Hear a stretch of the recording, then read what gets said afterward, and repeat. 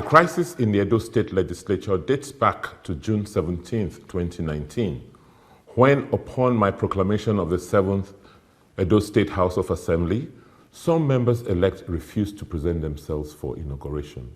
The Federal High Court, sitting in Port Harcourt, Rivers State, in a judgment delivered on 12th of September 2019, decided that my proclamation of the House of Assembly was lawful and that the National Assembly could not take over the functions of the Edo State House of Assembly, as the conditions for doing so did not exist. The court judgment affirmed that the House of Assembly was duly inaugurated and held that the governor or any other person could not issue another proclamation. After this judgment, the 14 members-elect continued to stay away from the House of Assembly and refused to be inaugurated to perform their elected roles of representing their constituencies. Having failed to sit for over 180 sitting days, the leadership of the House of Assembly had no option but to declare their seats vacant and requested the Independent National Electoral Commission, INEC, to conduct fresh elections to fill the vacancies that had been created.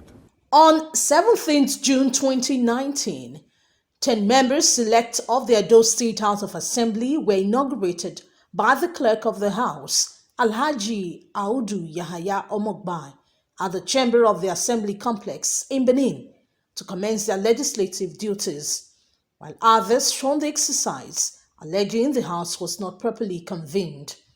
Present at the inauguration were Honorables Nosa Okumbo, Henry Okwarabo, Uyi Ekoswei, Marcus Onobu, Ephraim Anebosele, Roland Asoro, Eric Okaka, Frank Okiye, and Honorable Yekini Idiaye.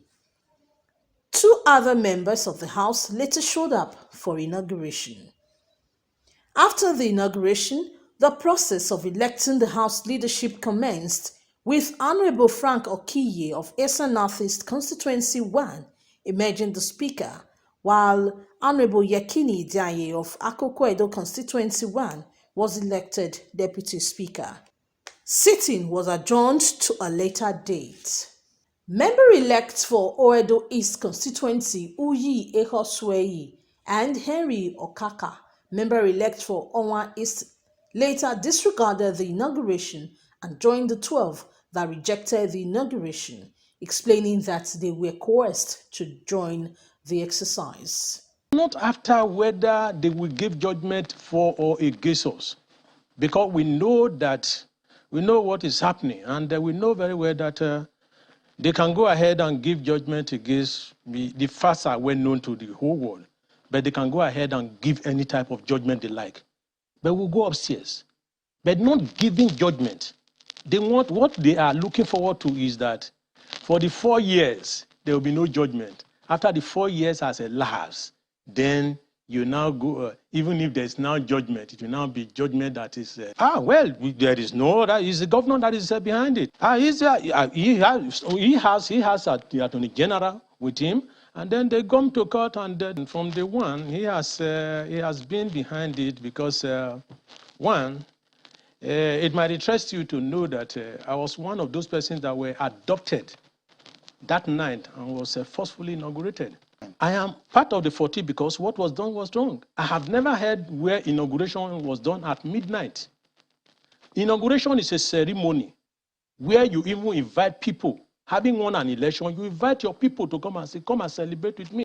The lawmaker representing Onwan Federal Constituency in the House of Representatives, Professor Julius Ihonre, raised the issue at the Green Chambers.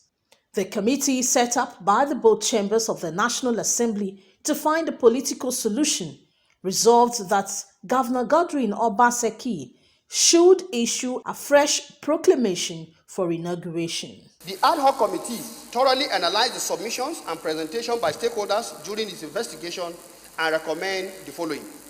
1. That the Edo State Governor should issue a fresh proclamation letter for the proper inauguration of the 7th Edo State House of Assembly. 2. That the clerk to the Edo State Assembly should, in line with previous practice, formally inform all the 24 members-elect of the inauguration of the State House of Assembly upon receiving the proclamation letter through media adverts in both print and electronics in conformity with parliamentary best practices. 3. In the event that a new proclamation letter is not issued as recommended above, within a period of 3 weeks, the National Assembly is at liberty to invoke Section 11, subsection 4 of the 1999 Constitution of the Federal Republic of Nigeria as amended. Conclusion. Mr. President, distinguished colleagues, the ad hoc committee sincerely want to thank the Senate President, the leadership of this distinguished Senate, and my distinguished colleagues for this rare opportunity to serve in this capacity. From what I've heard here, it looks like we are eager to take over the Edo State House Assembly activities. Looking at the report of both the party, the clerk, and all that, you could see it looks like a family affair of APC, which leadership of APC should have found a way to resolve, and not us stepping in the matter that I think we do not have the jurisdiction to do so. And there's no proof whatsoever that Edo State House Assembly is not functioning. We have had cases here, or even the Federal House, where messages were taken away, and no other National Assembly came from anywhere to take over our activities. I think this matter should not go within the Senate. We should try and, both of us who are the caucus of APC, should try and help out and see how to resolve a family matter, rather than making it a National Assembly issue. We must never be eager to go and take over this. And what's happening there is a failure of leadership completely, and they should resolve it. But for us to stand here now and talk about giving 3 weeks mandate if the governor does not do that. I was once a governor.